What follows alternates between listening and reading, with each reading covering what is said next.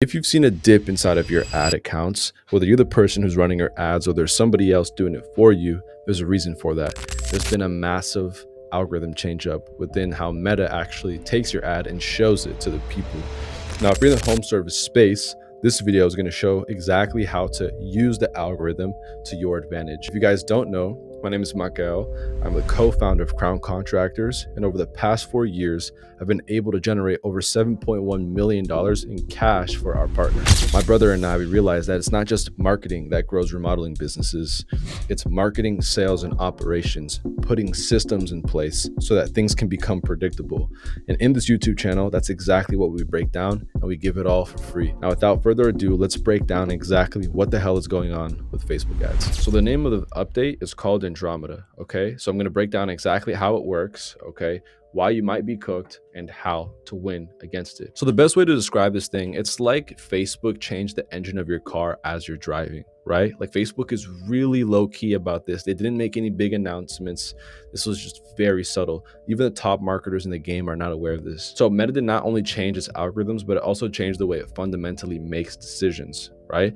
Andromeda is Facebook's new ad retrieval system. So in other words, it changed the way that it takes your content and puts it in front of the person who's engaging with it. So the old Facebook algorithm was like a librarian giving you a random book and hoping you like it, right? Just pulling it out of the shelf. Hey, I hope you like this, right? The new system is like a librarian who's been stalking you for the past 6 months, knows all your pain points, all your desires, everything about you, and it hand selects the perfect book to put in front of you.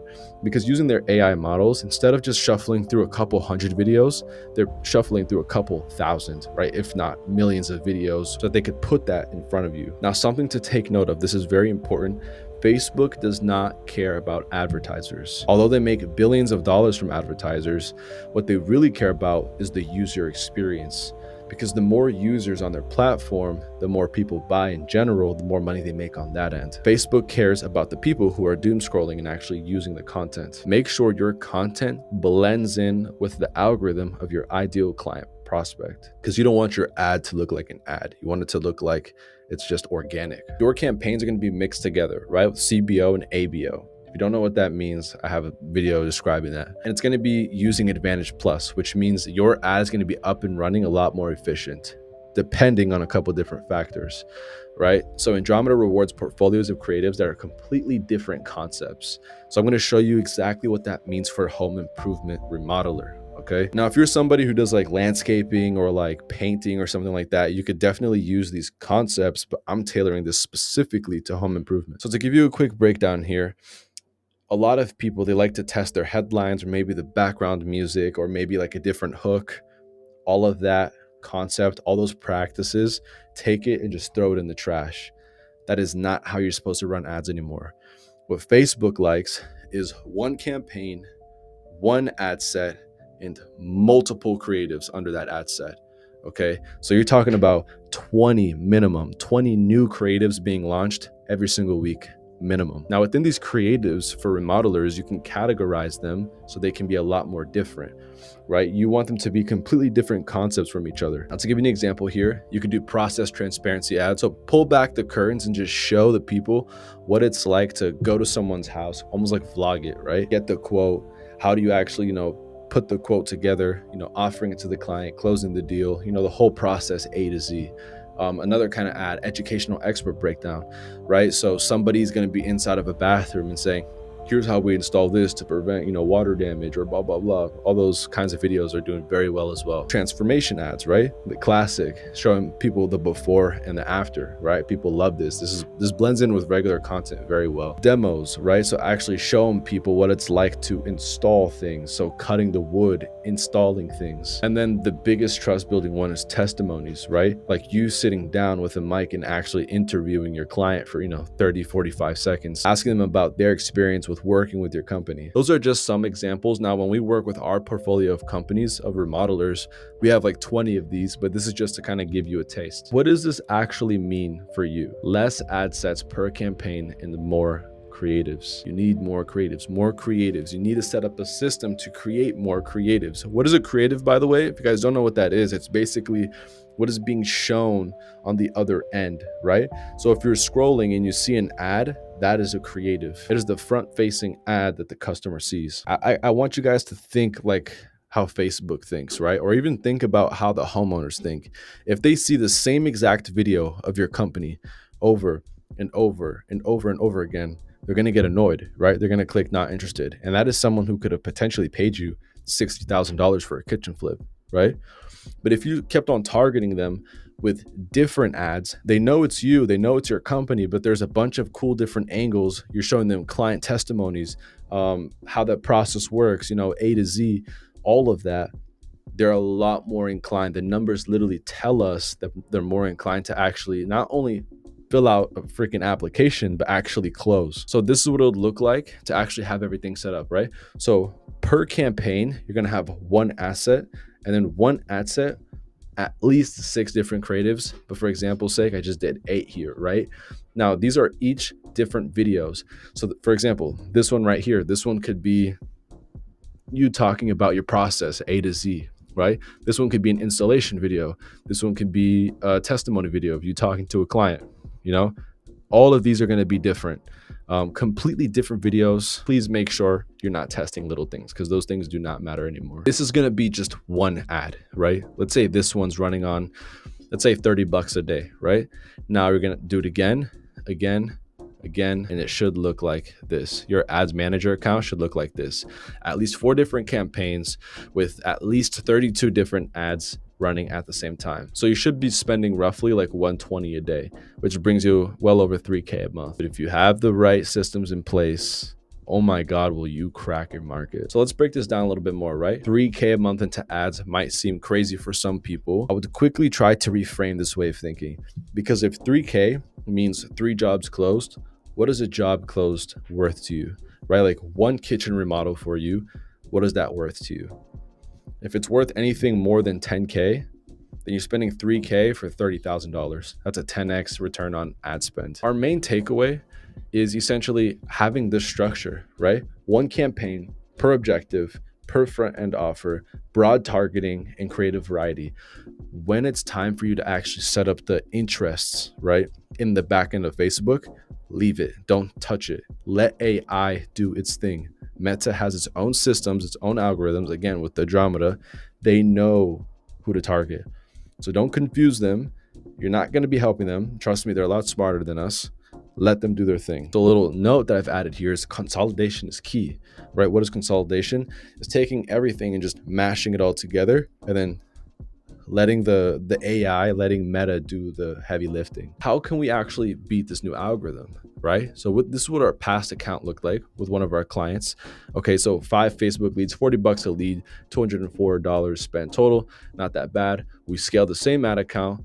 We had 320 leads, $55 per lead, pretty consistent, and we spent $17,000 on this ad account. So out of these 320 leads, you can only imagine how many actually ended up closing. And not only closed, but they're being put on an email sequencing pattern. So if they don't close, this month, maybe 6 months from now, if not a year from now, if not 2 years from now. So how do we actually achieve this? 20 creatives per week, right? And this was an actual speech from the head of Facebook. He was giving out to the people. You want to make sure you're testing at least 20 creatives a week.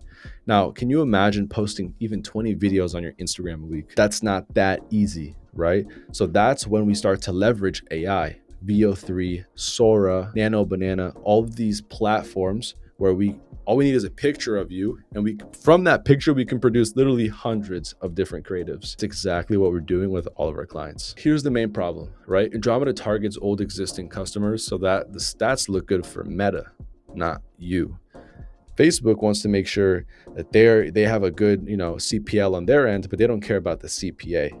For example, the cost per lead, they want to make sure it's low for them. But what's the cost per acquisition, the cost per new client? Facebook doesn't really care about that. This is when setting up the right pixels come into place as well. It's like a professional football player who only cares about his stats. We all know that guy, right? He doesn't care about, winning the overall game. He just cares about how many yards did I run for. Pretty toxic, right? That's just how Meta is right now. So we saw in one of our clients' accounts, for example, the number of new clients decreased. So new clients, right? But the number of recurring clients, for some reason, went up. because naturally they're going to target the people who have already converted so that their numbers look better, right? So we've seen people who've gotten a full remodel come back for a touch up with something, or maybe they want flooring or something smaller, which is very interesting. How do you actually fix this, right? Like, what is the solution to this? We'll exclude past customers in the Meta backend. So there's an exclusion list, and this actually goes against best practices when actually running ads, of course. But this is just something you have to do so that you're only targeting new people, right? Because if you're retargeting people, you could just run a retargeting campaign, no problem. So in the back end of Meta, exclude all past customers, of course, and update your pixel to make sure you're firing the right conversion metric. I'm going to make a video specifically about pixels. I have a crack system for that. Okay, so what's the game plan, right? So like, what do we do now? The number one thing is consolidate your campaigns. So again, take everything, all your creatives, and just mash it together. Okay, that is the number one thing. Make sure you do that. Don't test the small things like your headline and the background and maybe the music. No, just do completely different angles, completely different strategies per creative, and put those all inside of a campaign. So number two is going to be go back through your old creative archive. Start to resurface that so you could use that as real content. Because let's be real, although AI is really good and it looks realistic, there's something about an authentic selfie video. People just love it. You know what I mean? Number three, set up a creative production schedule. So although yes, if you guys were working with me, for example, I'd be able to create those, AI versions of your ads, and it would look very realistic. It would look exactly like you, but still we want to make sure that we're going out there and we're actually producing content for you to post organically, of course, too, but so that we can have a fresh set of realistic, authentic ads that are being pushed out. This is going to be the number one thing that separates the people that are doing okay to the people who are dominating in their market, is having that authentic connection to their target audience. Then of course, number4, add exclusions to all acquisitions campaigns. So for all the campaigns that you're getting new clients, getting that new attention, right? You want to make sure that you're adding exclusions. So if I've contacted this person before, make sure I'm not contacting them again. You don't want to run a retargeting campaign if you're trying to go out there and look for new people, because again, Facebook will do that. They care about their metrics, and you can fix this with exclusions and within the pixels. What is Meta's future? Okay, very simple. Meta's future is creative portfolios. So like a folder of creatives that you're going to consistently need and be making, and have a schedule, a system to create that, whether that's you organically or AI or both. Consolidated campaigns. So taking those campaigns, right, and those creatives, putting it all into one, broad targeting using Advantage Plus, and feeding the machine learning algorithm. So just feeding it by volume, right? So just make sure you're consistently feeding it, consistently teaching the algorithm who you're going for, right? And how do you do that? Well, variety, volume, and velocity. V squared, baby. You know what I'm saying? You need that variety. You need different angles, right? Different offers with the same destination, whether it's a landing page or a form fill out. You need volume. So you got to put money behind it, right? And you got to do this fast with velocity. You got to test fast. Marketing is not about, human psychology all the way. Although, yes, we do leverage human psychology, but it's about testing, right, y'all? That is the update, right? It's not completely complicated, but you do have to put in the work, okay? And so ultimately, Facebook is creating a better user experience for the people who are using the platform, which means that for marketers and people who are putting money behind paid ads, you need to step up your game. And if you need help with that, you can always apply for partnership in the link in the description below. It's a 100% partnership model, which means that we're very selective with who we work with, because we need to make sure that we're going to make money. The only way we make money is when you make money. But if you guys got any value from this video, make sure you like, subscribe. If you guys have any questions about how any of this works, whether it's marketing, sales, automations, quoting, sales, objection handling, anything, put it down in the comments and we'll cover it. Other than that, I'll see you guys in the next video. Peace.